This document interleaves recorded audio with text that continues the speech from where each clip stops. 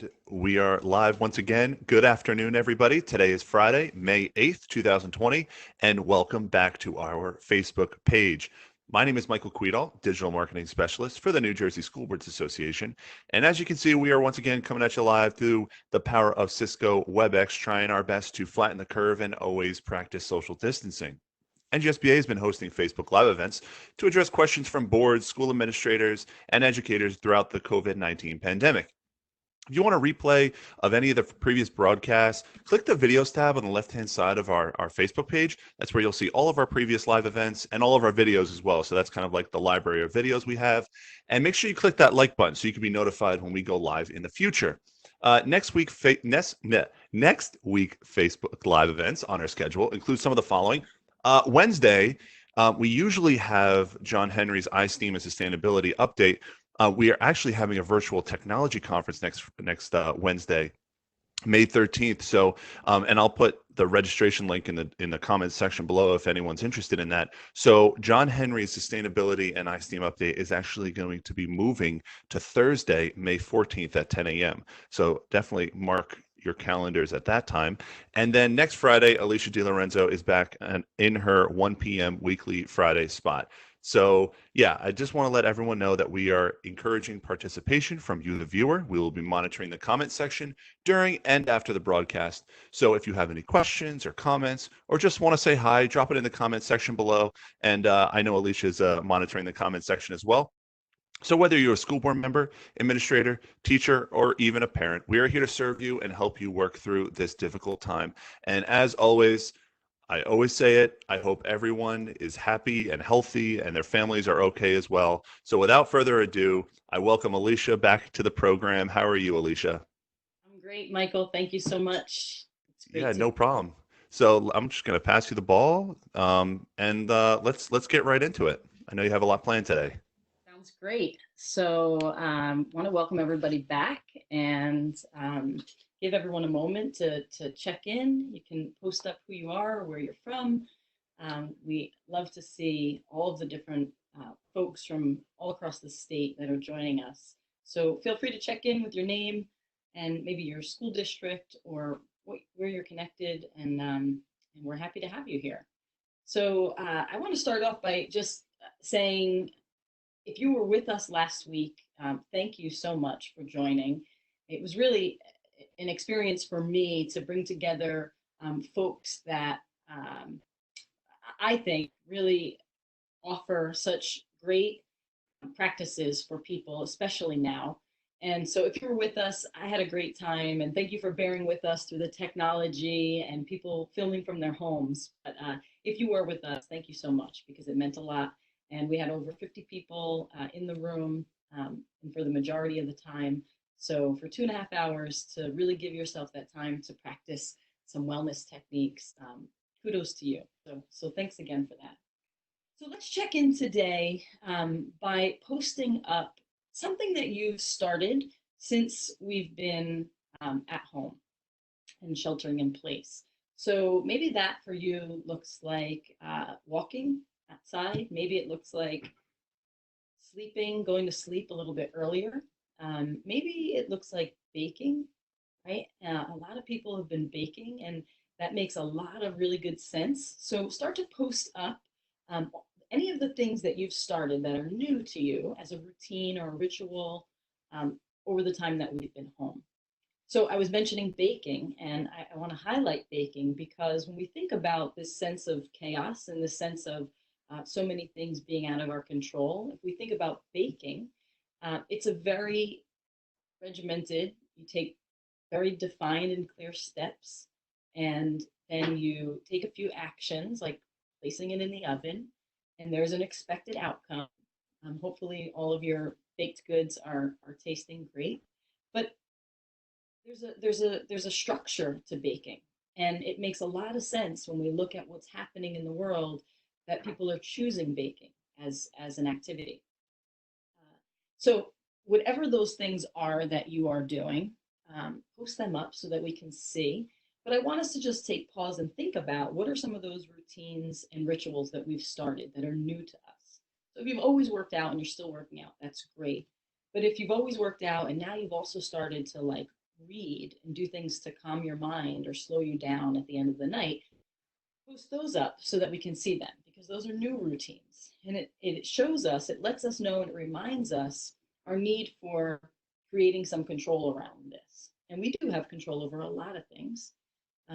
So taking time to reflect on that we're doing those things and we're not doing them just without meaning. We're doing those on purpose because it helps us to create a sense of safety, a sense of control, and a sense of routine, which is so incredibly important right now. Um, so, so many of us put a lot of attention on starting our day, how we start the day, and we start our day with maybe these routines that you'll post up. Maybe it's working out, maybe it's coffee in the morning. Um, but we oftentimes, by the end of the day, we become like we're not accountable for the night because our days are really long right now. At least they feel that way. And so by the end of the night, we really are kind of victim to our impulses. And we see that manifesting in, the binge scrolling or the binge eating or the binge watching TV. Um, but I want us to think about how our night really impacts our next day. So I'm going to share a quote with you. A good day starts the night before. And thinking about that, like just reflecting on that for a second, what are our habits at night? Like what's happening at the end of a long day? Maybe some of us can finish this sentence. All right, it's time for a, yeah, and some of you might have jumped right in. It's time for that drink. It's time for a glass of wine. But it's not really doing what we intend for it to do. I mean, it is in the moment, right? And in the moment, it might create this sense of calm for us. But in the long run, it doesn't have the long term impacts that other practices like mindfulness or meditation have on our brain. So we're going to focus on what those practices actually do for our brain and the easiest and best ways for us to start routines that are grounded in mindfulness and meditation. If we look at Judaism and the Torah, the day begins the evening, in the evening. So it's followed by the day. So the day begins in the evening, and then it's followed by day, which is why many Jewish holidays, or all of the Jewish holidays, start in the evening. And so when we reflect on this and we think about how can we start our days by practices in our evening, mindfulness is one of them. There's a few others. Some of the other ones are unplugging, getting off of our screens an hour before bed. You've heard these before. Maybe going to sleep an hour earlier, getting some extra time. For some folks, I've heard a lot of folks saying, at the end of the days are so long that I really just want to go to sleep. And so they're getting more sleep and they're feeling the impact of that.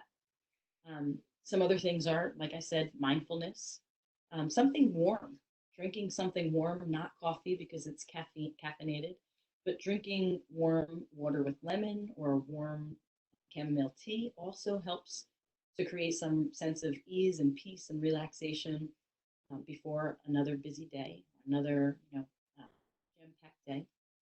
So when we think about mindfulness, I want us to just start to think about like what is it? What actually is mindfulness? Because we talk about it a lot and we hear it a lot, but what is it? What is it? So by definition, and this is John Kabat-Zinn's definition, mindfulness is paying attention in the very moment without judgment. And then you could throw a hint of curiosity in there. Can you find opportunities to be curious? But paying attention in the moment without judgment. And that's it. That's as simple as it is. So let's practice that together. Let's take a practice in mindfulness right now. So I want you to get comfortable in your seat. And I want you to begin to just invite your breath in. We're not trying to control our breath. We're just inviting our attention and awareness on our breath. And I want you just to start to look around. Look around your space, look around your room, and start there and start to notice all of the new things that you can see that you may generally not rest your attention on when you walk into your room. Maybe there's some picture that has details you've never really paid attention to. So start to become mindful by just looking. What can you see with new eyes? about 30 seconds to scan our rooms, scan our spaces. If you have a window, cast your attention out that window. Start to notice any new colors, any different colors that you can see. Can you see with new eyes through your windows?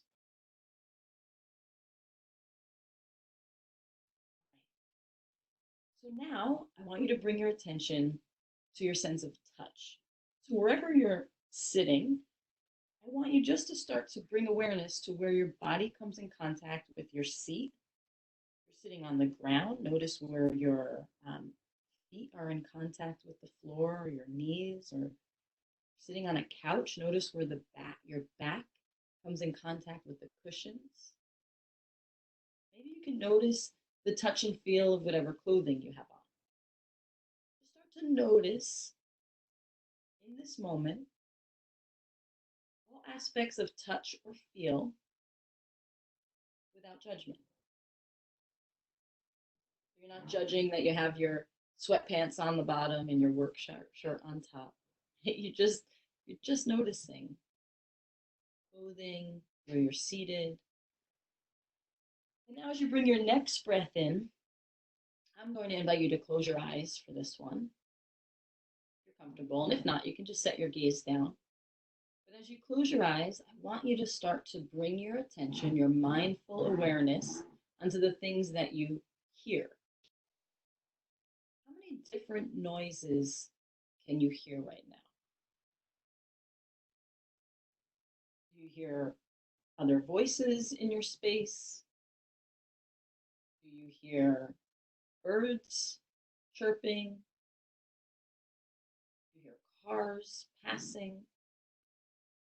Can you allow these noises to come in without being agitated by them or aggravated by them or frustrated with them, and just recognize them as noises, paying attention in the moment without judgment?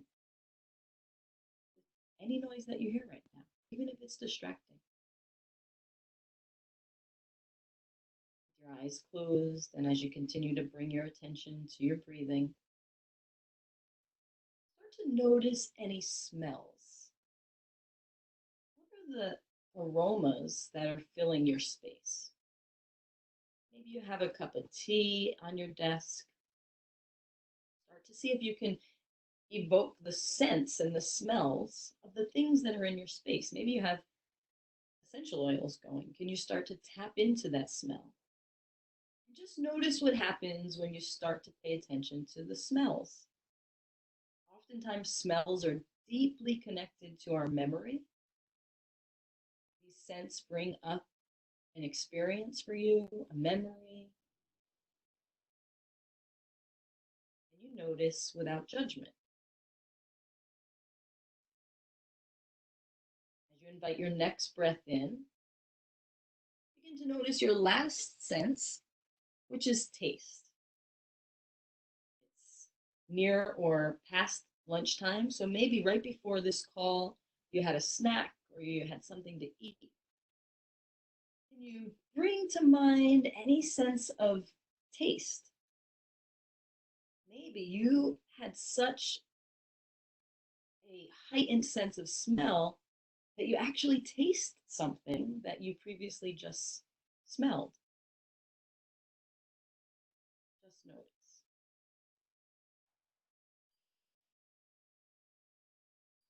So as you bring your attention back to your breathing, you come on back to bringing your awareness to the room. You begin to wiggle your fingers and wiggle your toes. You can open your eyes. So what was that like? What were some of the benefits of taking pause and being mindful in this very moment, paying attention without judgment? Did your mind go to judgment? Were you judging, oh, I have to paint these walls, or I have to fix these windows, whatever it is in your space? Did you have judgment over the sensation of touch or the things that you were hearing? Or were you able to just let that judgment go and really just practice presence? So if you're like most folks, if you are practicing mindfulness, you have some certain benefits. There's certain benefits that you'll reap by practicing mindfulness. And those benefits are increasing your attention and focus. So when you looked out the window or you looked about around your room mindfully, you increased your attention and focus. You were able to kind of narrow in on things that you haven't seen with this view or this focus before. So increase your attention and focus. It also increases your self-compassion. It increases your empathy to others. So when I talked about if you hear noises, right, and you hear the noise of your neighbors, which could be frustrating while you're working, well, by practicing mindfulness, you might be able to evoke some empathy. That maybe, the neighbors are talking loudly. I know I was getting ready to do a live session and my neighbors decided to congregate, social distancing, in the driveway next door, and I could hear them. It was really loud, and I could have immediately jumped to like, oh my goodness. But in reality, when I took a moment to have some empathy, they were getting what they needed in that moment, which was connection and safely connecting with one another. So it's hard to be mad when we can find reason and empathy. But it also helps us emotionally regulate. Mindfulness helps us to regulate those emotions, move away from the frustration, the anxiety, the stress, and move closer to a sense of calm and peace. It also decreases stress and anxiety, PTSD, and depression. So if we look at the other research from previous pandemics, we look at Ebola, for example, what we learned out of Ebola and following months after and years after, we saw the impact was an increase in depression and post-traumatic stress, PTSD. And so if we start to consider that these practices are not only for right now in the moment, which they're wonderful for, but these practices are also really creating the resilience and the preventative factors for us 6 months out, a year out, 2 years out from this pandemic, that we've created some changes in our brain by practicing that help us cope better down the line.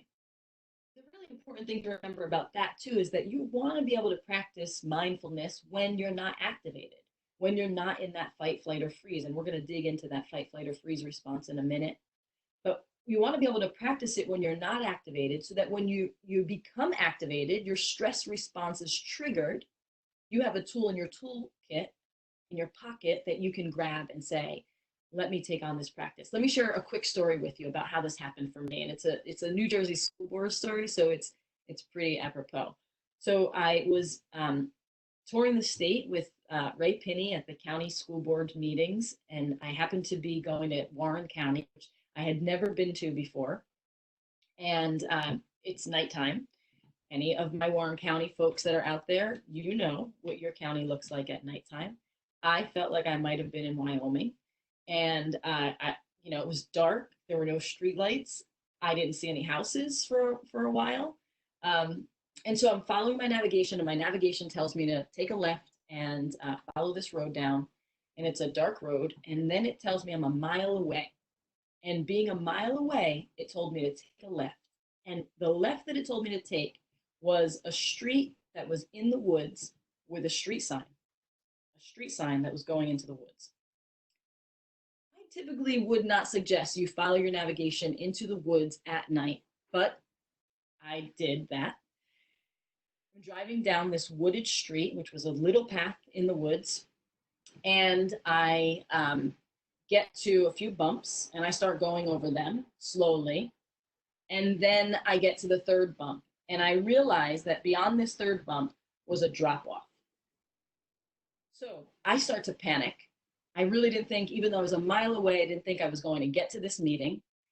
My blood pressure must have been through the roof. My heart is racing. I'm sweating. I'm breathing fast. Now the windows are fogging because all of the heat and energy that I've created in my body is taking over the room, the car. And I had to remind myself of my own practices, because had I not done that, I don't know that I could have gotten myself out of there. I started to reverse the car, and my car got stuck in the mud. And I quickly was able to, put the pedal to the metal and get out. And as I turned around, I saw a truck coming at me. And that person rolled down their window, and I said, I'm lost. I'm sorry. I'm on your property. And he said, didn't anyone ever tell you not to follow your GPS into the woods? And I said, I have learned that lesson. And then he gave me directions out.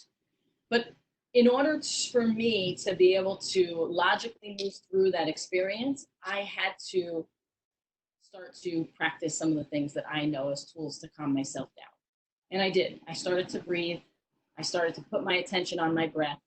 And I was able to regulate myself so that I can get out of there. So when we think about mindfulness, it helps us to um, stop negative thinking, but it also helps us to activate that calm response system. And that's our parasympathetic nervous system. So what was going on in my mind when I was stuck in the middle of Warren County in the woods, in the dark, in mud, over a cliff? Sounds like a nightmare, right? Uh, what was happening in my brain? So if I've shown you this before, I can't remember, but I don't think we went into depth. Imagine that my hand is our brain, right? And in here is my thumb, which is underneath my hand, is our amygdala. This is your spinal cord, right? And so your brain stem, your amygdala. And then my other hand is going to be the top part of our brain, our prefrontal cortex. Now, if you know anything about the brain, you know that our prefrontal cortex, this part of our brain, is responsible for all of our executive functioning. This is our logic, this is our reasoning, this is our analyzing, our decision making. It's everything that's happening here in our prefrontal cortex. Well, as I was terrified in the woods, I was in this part of my brain, my survival brain, and this is my amygdala.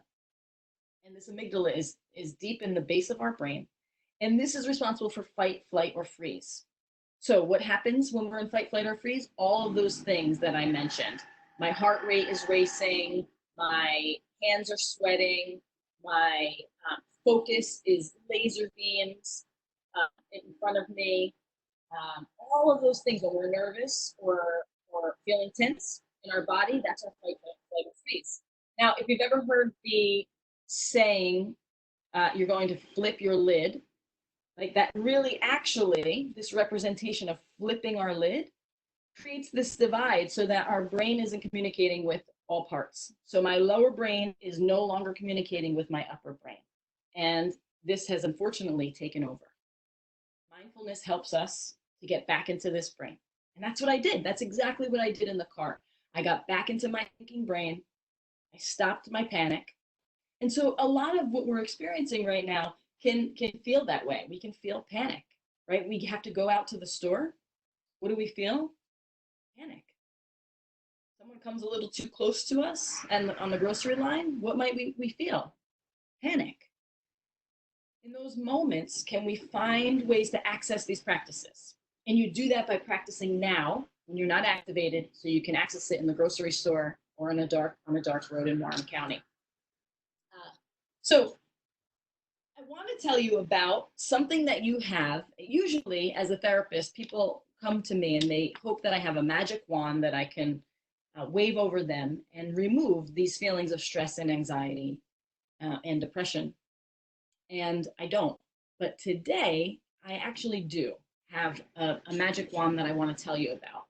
And you actually have this magic wand. We all, every one of us, have this magic wand. And so, what is it? What is it, Alisha? What is this secret that you're holding? And it's called your vagus nerve. I know it wasn't what you were expecting, but your vagus nerve is probably the greatest tool that you have, and you don't even realize it.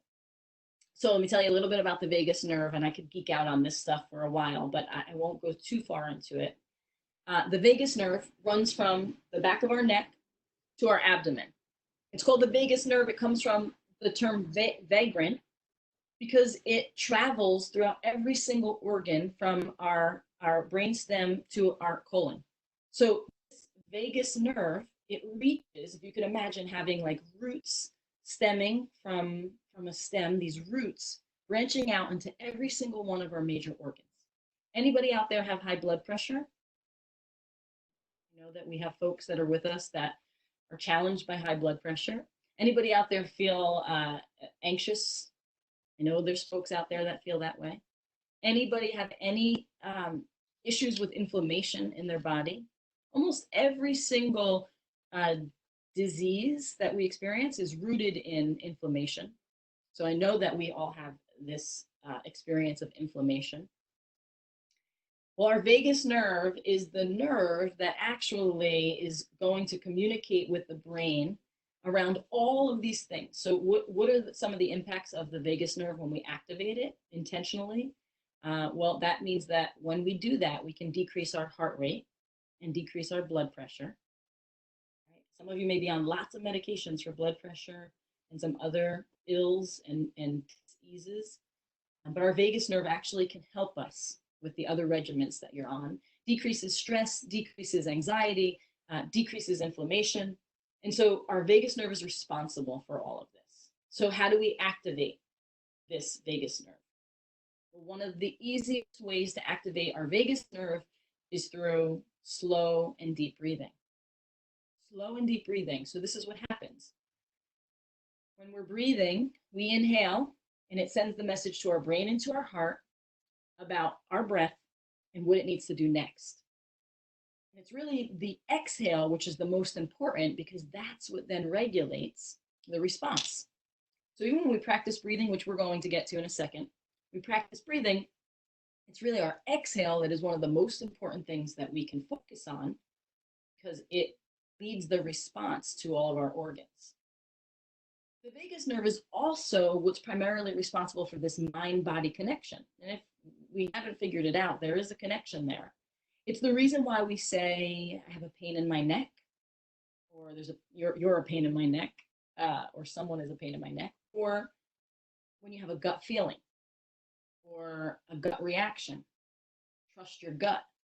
We're actually talking about trust your vagus nerve, because your vagus nerve is what's going to help you deactivate that panic and activate your calm and relaxation.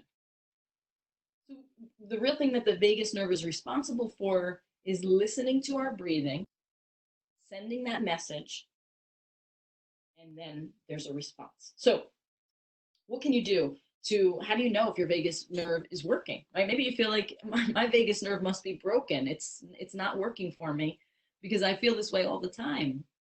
But there are ways you can track your vagus nerve, and that's through some wrist, like wrist applications, like wrist watches and things like that. And there's more ways to do that. But it's not that important that you really actually try to check in with your vagus nerve as much as it is to just activate it. And you can activate it by laughing. You can activate it by singing. You can activate it by meditation.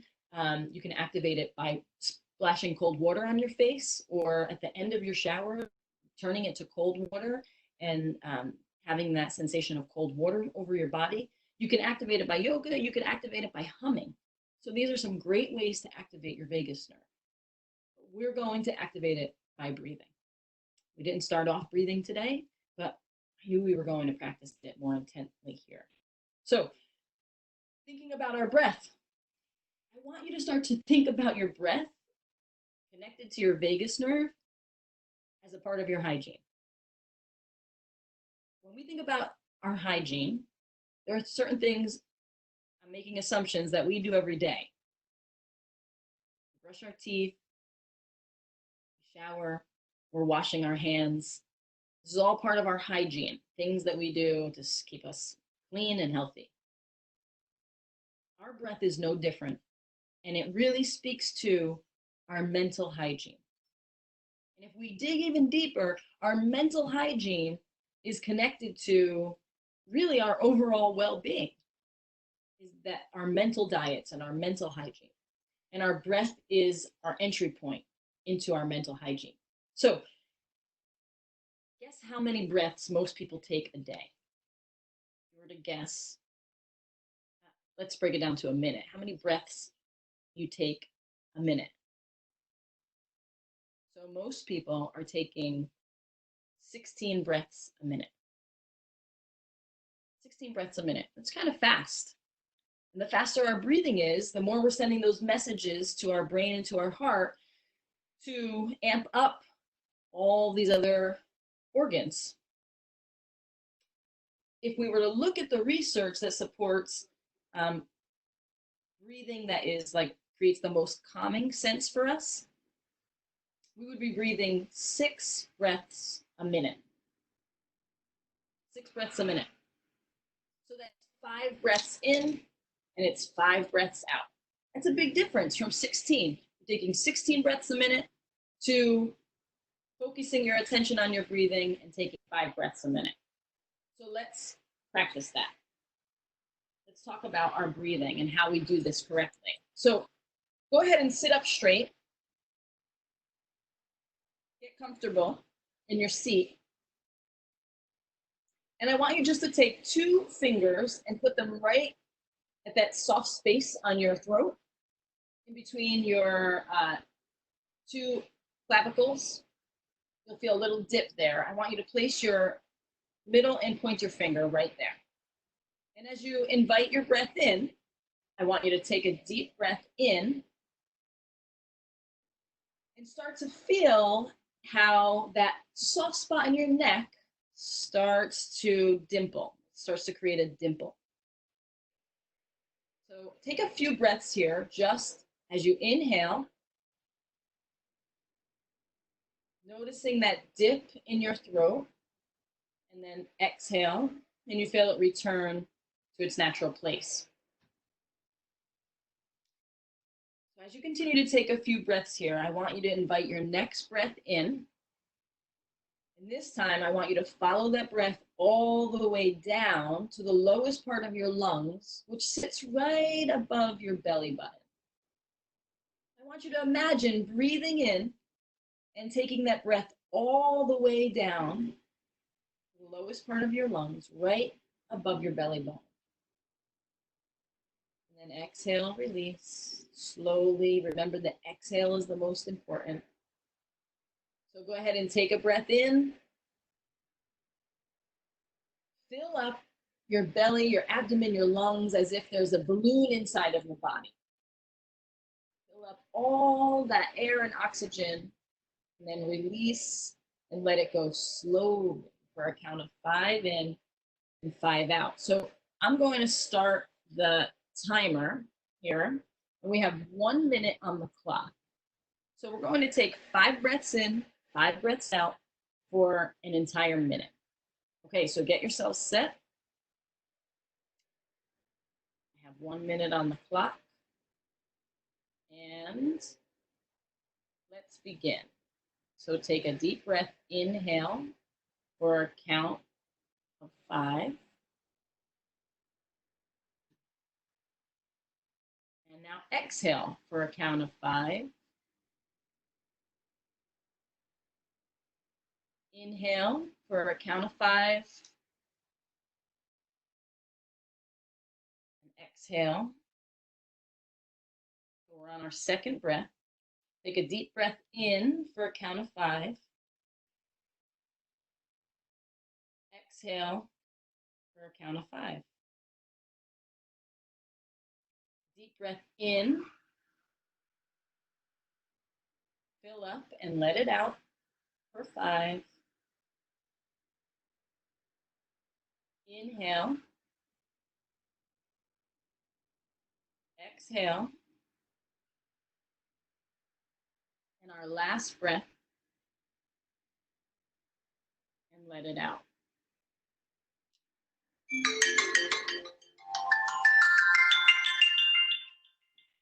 All right. So that was 1 minute of breathing. 5 count in, 5 count out. And that creates the most relaxing sensation in our bodies. It activates the vagus nerve to turn the light switch off on our panic and our anxiety, to turn the light switch on for our parasympathetic nervous system, our relaxed system. So what I want us to do is I want us to think about creating a toolbox with these tools in it. I'm going to guide you through a visualization to create this toolbox so that we can be reminded that we have tools and we can access them at any point. So with our breathing calm, because we've just activated that system, I want you to get comfortable in your seat. Place your feet down on the ground. Feel really rooted and connected to the floor below you, the earth below that. And as you continue to breathe at this nice and slow pace, I want you to start to consider having your own mental hygiene toolkit. Now, if you had a mental hygiene toolkit, what would it look like? Begin to close your eyes and start to wonder and become curious without judgment what your toolbox might look like. What materials is it made out of? Would you choose to make this out of wood? Would you choose to make it out of metal? Is it made of tons of twisted vines? Notice the materials that you would make your toolbox out of. Now I want you to shift your attention and start to think about how you might open this toolbox. Does it open from the top like a treasure chest? Does it open with doors that swing open in the front or at the sides? Maybe it has a sliding top, opens right to left. Start to just pay attention to what it would look like to open this box. Now, as you bring your attention to your box, I want you to go ahead and open this toolkit and notice what you hear. Is it creaky, like an old wooden floor? Is it silent and opens softly and gently? Notice any sounds that you hear as you open your toolkit. Do you hear birds singing? Do you hear ocean waves splashing? Maybe you hear music playing. As you start to embrace those sounds and those noises, I want you to take a step inside. And I want you to start to examine the inside of your toolkit. What does it look like from in there? Is it dark and can't see the bottom? Is it shallow?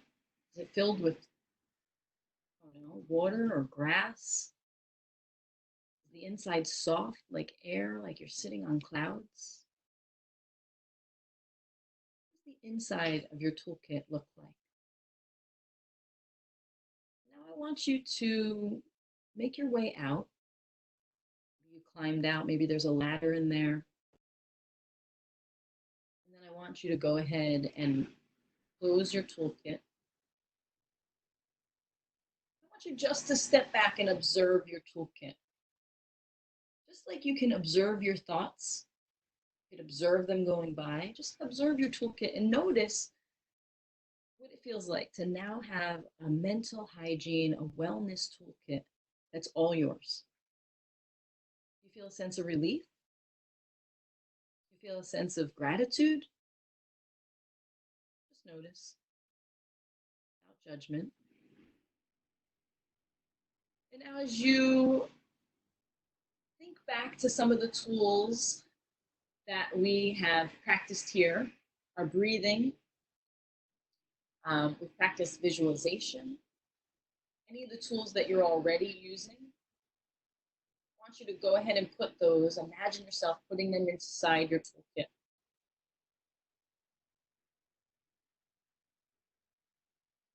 Now I want you to go ahead and tuck your toolkit underneath your seat or on a shelf, a room in your home, maybe in your pocket. Maybe it's tiny enough to fit inside your pocket. As you begin to bring your attention back to your breath and back to your breathing, begin to wiggle your fingers and wiggle your toes. You can make your way back into this space. So, as you open up your eyes, I want you to consider how you're feeling right now. You've activated your breath. You've gotten your breath down to 5 breaths a minute. You have activated your vagus nerve, created a toolkit that you have access to at all times.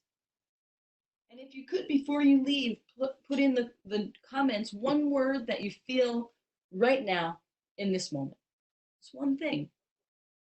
Know that as you begin practicing mindfulness, the changes happen almost immediately.